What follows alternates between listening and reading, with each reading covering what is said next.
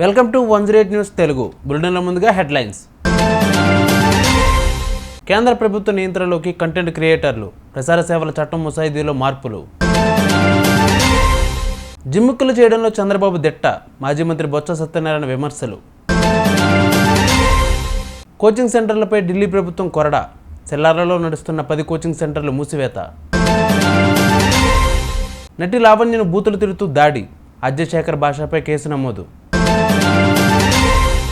Greater విశాఖలో వైసీపీకి shock, జీవీఎంసీలో కూటమి అభ్యర్థుల విజయం. కేంద్ర ప్రభుత్వ నియంత్రణలోకి కంటెంట్ క్రియేటర్లు, ప్రసార సేవల చట్టం ముసాయిదీలో మార్పులు.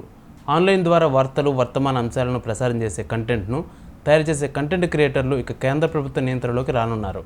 ఈ మేరకు కేంద్ర ప్రభుత్వం ప్రసార సేవల చట్టం తీసుకురానుంది. ఈ చట్టం కోసం ముసాయిదాను తయారు చేసి 2023 నవంబర్లో ప్రజాభిప్రాయ సేకరణను విడుదల చేసింది. అయితే ఇటీవల ఈ ముసాయిదాలో కొన్ని మార్పులు చేసింది.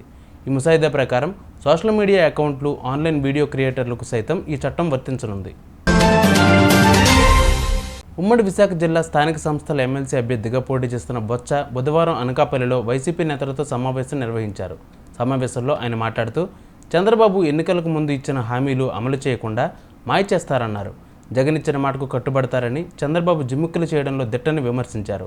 ఉమ్మడి విశాఖ జిల్లా స్థానిక సంస్థల ఎమ్మెల్సీ ఎన్నికల్లో మొత్తం 858 ఓట్లు ఉండగా 630కి పైగా ఓటర్లు వైసీపీ వారేనని, టీడీపీకి 228 ఓటర్లు మాత్రమే ఉన్నారని చెప్పారు. దేశ రాజధానిలో అక్రమంగా నిర్వహిస్తున్న కోచింగ్ సెంటర్లపై ఢిల్లీ ప్రభుత్వం కొరడా జులిపిస్తుంది.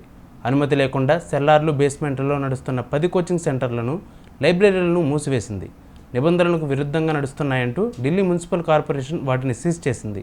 షజ్దారా, కరోలాబాగ్, నసఫ్గఢ్ జోన్లలో ఈ సెంటర్లు ఉన్నాయని ఢిల్లీ మేయర్ షెల్లీ ఒబెరాయ్ వెల్లడించారు. గత నెల భారీ వర్షాలకు ఓ కోచింగ్ సెంటర్లోకి భారీగా వరద పోటెత్తింది. దీనితో 3 విద్యార్థులు నీట మునిగి చనిపోయిన విషయం తెలిసిందే.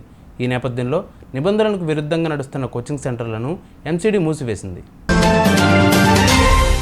నటి లావణ్యపై దాడి చేయడంతో జూబ్లీహిల్స్ పోలీసులు శేఖర్పై కేసు నమోదు చేశారు. ఇటీవల ఓ యూట్యూబ్ ఛానల్లో డిబేట్ అనంతరం లావణ్యపై అజయశేఖర్ రెచ్చిపోయాడు. లావణ్యను బూతులు తిరుగుతూ దాడి చేశాడు. దీనితో శేఖర్ దాడి చేయడంపై బాధితురాలు లావణ్య పోలీసులకు ఫిర్యాదు చేసింది.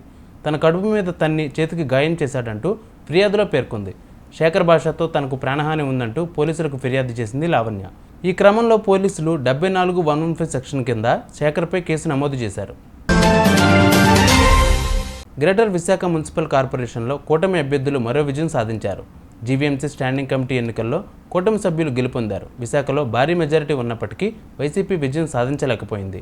97 మంది కార్పొరేటర్లు ఉన్న జీఎంసీలో 10 వార్డులకు ఒకరు చొప్పున మొత్తం 10 మందిని స్టాండింగ్ కమిటీగా ఎన్నుకుంటారు.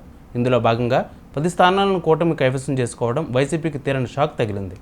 జీవీఎంసీ స్టాండింగ్ ఎన్నికలకు ముందే వైసీపీకి చెందిన 12 మంది టీడీపీ, జనసేన వైపు వెళ్లారు. తాజాగా విశాఖకు చెందిన 5 వైసీపీ కార్పొరేటర్లు డిప్యూటీ సీఎం పవన్ కళ్యాణ్ సమక్షంలో జనసేనలో చేరారు. చూసారుగా, ఇవి వాళ్ళ బులెటిన్ అప్డేట్స్. మరిన్ని అప్డేట్స్తో మళ్ళీ మీ ముందుకు వస్తాను. అంతవరకు కీప్ వాచింగ్ 108 న్యూస్ తెలుగు.